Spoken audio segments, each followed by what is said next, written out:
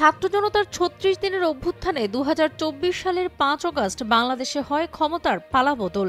সরকার থেকে উৎখাত হন তৎকালীন প্রধানমন্ত্রী শেখ হাসিনা। এরপর থেকেই ভারতের সঙ্গে বাংলাদেশের সম্পর্কে টানাপোড়েন চলছে। সম্প্রতি সীমান্তে কাঁটাতারের বেড়া দেওয়াকে কেন্দ্র করে সেই উত্তেজনা আরও বেড়েছে। এমন পরিস্থিতিতে এবার ঢাকা দিল্লির সম্পর্ক নিয়ে মুখ খুলেছেন ভারতীয় সেনাপ্রধান জেনারেল উপেন্দ্র দ্বিবেদী। সেই সঙ্গে ৫ আগস্ট নিয়েও দিয়েছেন নতুন তথ্য। নতুন বছরের শুরুতে দেশের প্রথম সারির একটি গণমাধ্যমের সাক্ষাৎকারে বাংলাদেশের সেনাপ্রধান জেনারেল ওয়াকারুজ্জামান ভারতের সঙ্গে বাংলাদেশের কৌশলগত গুরুত্বের বিষয়ে মন্তব্য করেন। তিনি বলেন, ভারতের সঙ্গে দেওয়া নেওয়ার সম্পর্ক হতে হবে ন্যায্যতার ভিত্তিতে। ভারত আমাদের গুরুত্বপূর্ণ প্রতিবেশী। আমরা অনেক দিক থেকে ভারতের উপর নির্ভরশীল, আবার ভারতও আমাদের কাছ থেকে সুবিধা পাচ্ছে।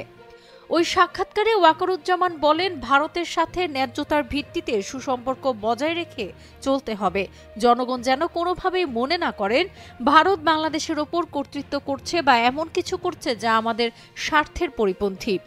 এবার জেনারেল ওয়াকারুজ্জামানের এসব কথারই প্রতিফলন ঘটিয়েছেন ভারতের সেনাপ্রধান জেনারেল উপেন্দ্র দ্বিবেদী, যেখানে দুই দেশের মধ্যে পারস্পরিক কৌশলগত গুরুত্ব স্বীকার করা হয়েছে। তিনি বলেন, বাংলাদেশ আমার কাছে কৌশলগতভাবে গুরুত্বপূর্ণ। আমরা প্রতিবেশী, আমাদের একসঙ্গে থাকতে হবে, একে অপরকে বুঝতে হবে এবং নিজ স্বার্থে বাংলাদেশ ও ভারতের মধ্যে কোনো বৈরিতা নয়। ১৩ জানুয়ারি ভারতের সেনাবাহিনীর বার্ষিক সংবাদ সম্মেলনে দেশটির সেনাপ্রধান এসব কথা বলেন।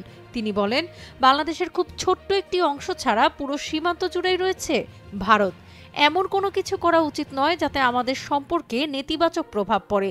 ঝুঁকির কথা বিবেচনায় জেনারেল উপেন্দ্র দ্বিবেদী আশ্বস্ত করেছেন, বর্তমানে কোনো দিক থেকেই কোনো ঝুঁকি নেই। আজ পর্যন্ত কোনো পক্ষ থেকে কোনো ঝুঁকি দেখা যায়নি।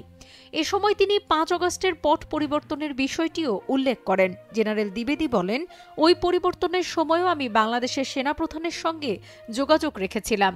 এরপর গত ২০ নভেম্বরও আমাদের মধ্যে একটি ভিডিও কনফারেন্স হয়েছে।